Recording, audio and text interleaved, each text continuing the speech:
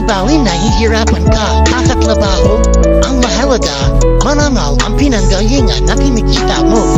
Tandaan, sa bawat pawis, puyat, pantitiis at sakripisyo, diyan mo may enjoy ang bawat piso pinagpaguran mo. Hindi karera ang buhay, kaya hindi tayo dapat naikipaglunan sa iba.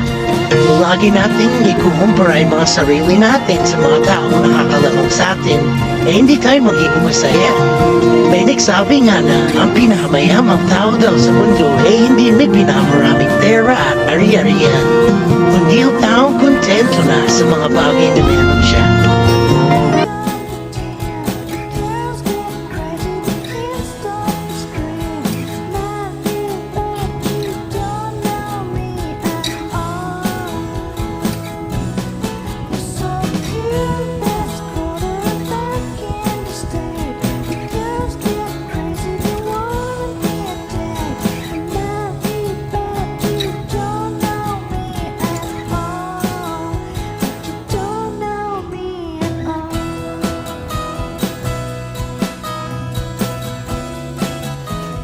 Kakape ka?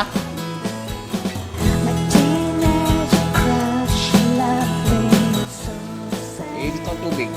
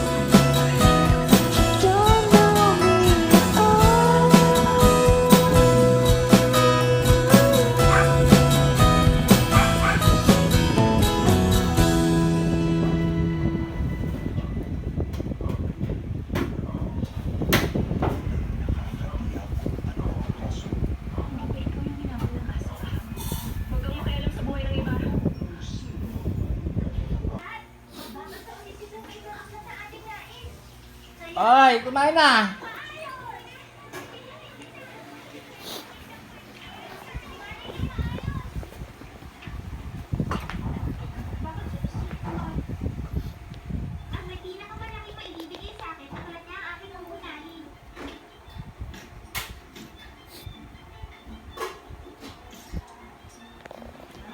Yung inuutos ko sa yung dalawa,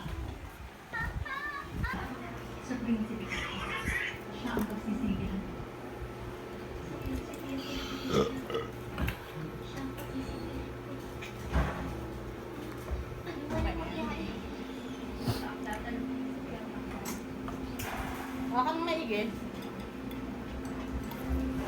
saan mo dadalhin yan? Kabila.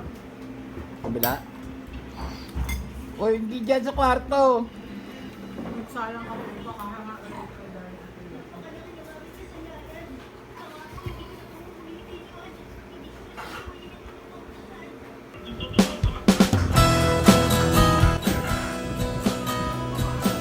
Takoyaki. Ingay mo ah.